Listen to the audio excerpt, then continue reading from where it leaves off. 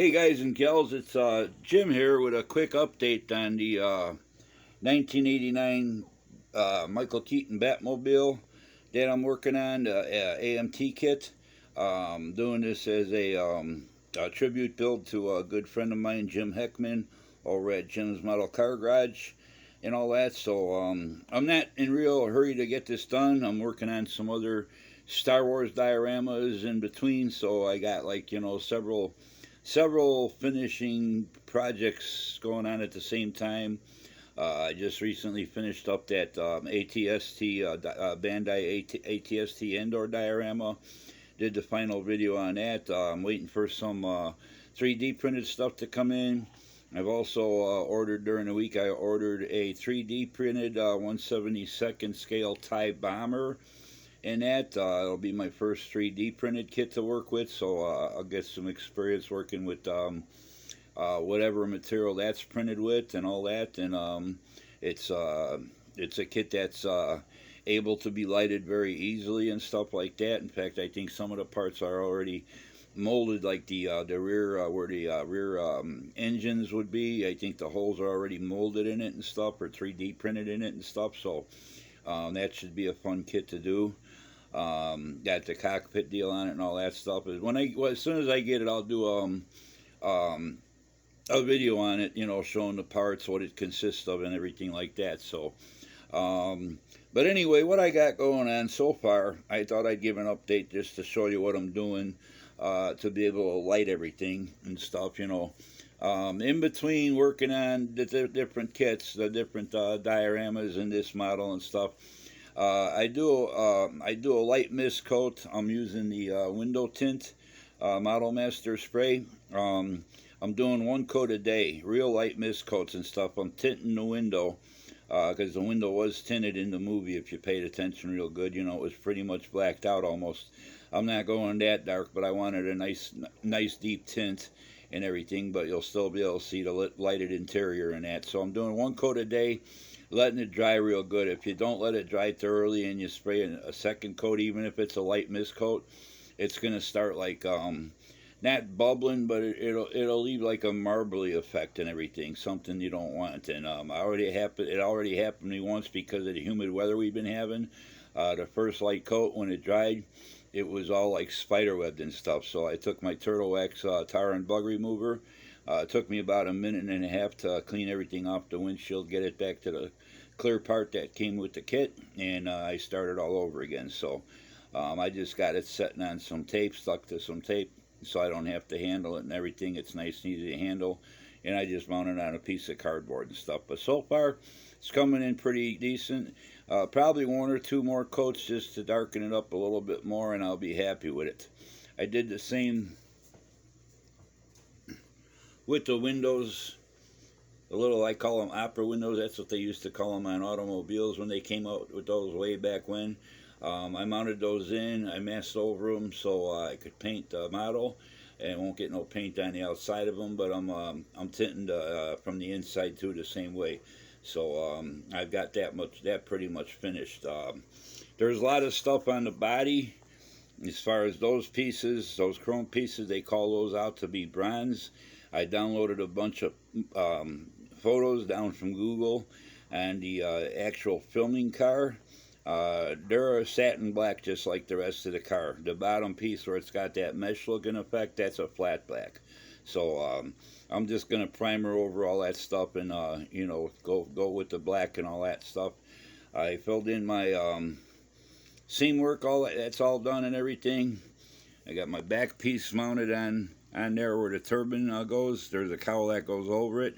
I got those 5 openings drilled out for, I'm going to be using a flickering amber LED to make it look like the turbine's lit and fired up and stuff like that. For my seam work, I didn't use perfect plastic putty or anything like that I usually do. I tried something different. It's modeling paste I picked up at Hobby Lobby. It's $13. You get 8 ounces compared. I think it's pretty much the consistency of perfect plastic putty. It dries rock hard, and you can see it on the toothpick there. It's sandable, it's paintable, and everything like that.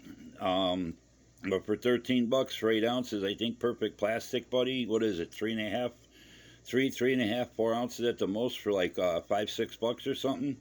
And I use this for other things too, for a little modeling, you know, sculpturing, touching up, maybe adding some detail and stuff.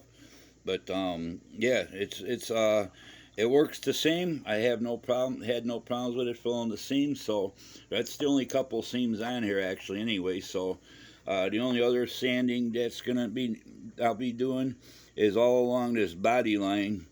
There's like a real sharp mold line, so I want to get that edge, and then there's a little bit of raised spots along the bottom of the body, like just flash marks and stuff. So, but not a whole lot of cleanup. It's a pretty clean mold and everything. So, for lighting on the inside, what I got going on, I built a housing for my amber LED back there. It'll pop in the back, and then for the tail lights, I built some small housings because you don't want them shining through the wheel wells, or you want to keep all that light concentrated through the tail lights. So I built some housings for those. I'll pop a red LED in each one of those, and it'll be good to go and all that. And then, of course, on the back side, once I get it painted, there's some red taillight lenses. I'll drill out those holes a little bit bigger so the light passes through better.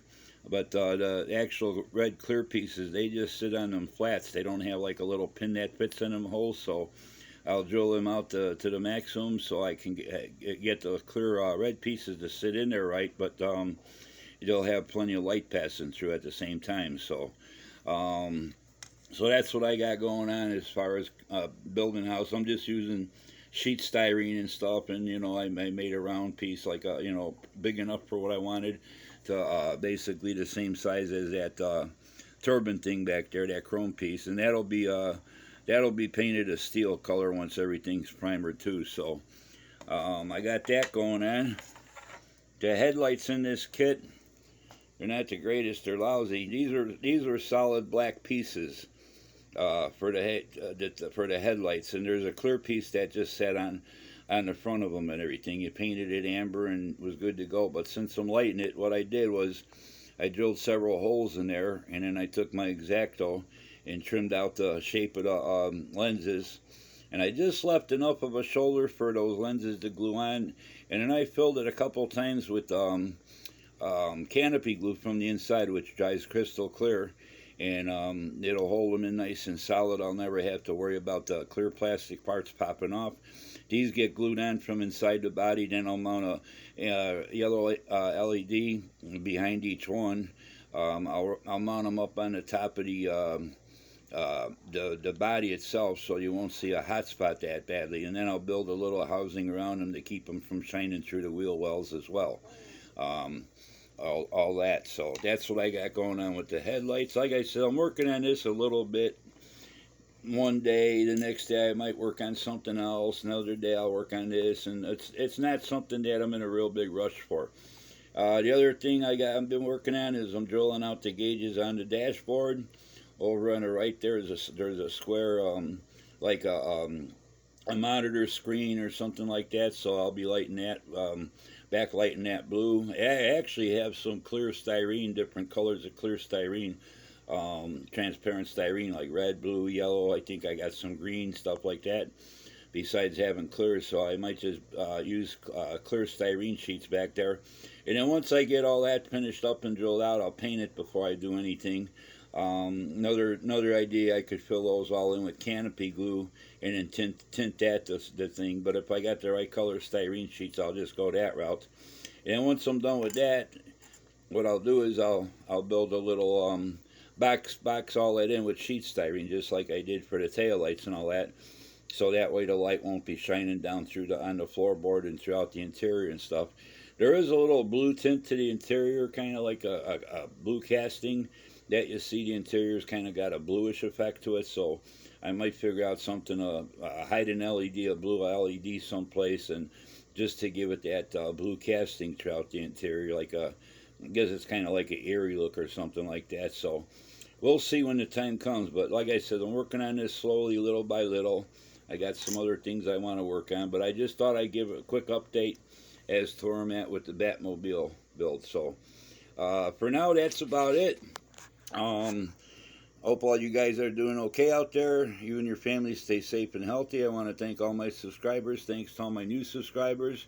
Thanks for the great comments you guys have been leaving me. Thanks for hitting the like button. And we'll talk to you soon with another video update on whichever thing I get finished first, I guess. Have a great weekend, rest of the weekend, and we'll talk to you soon. Bye.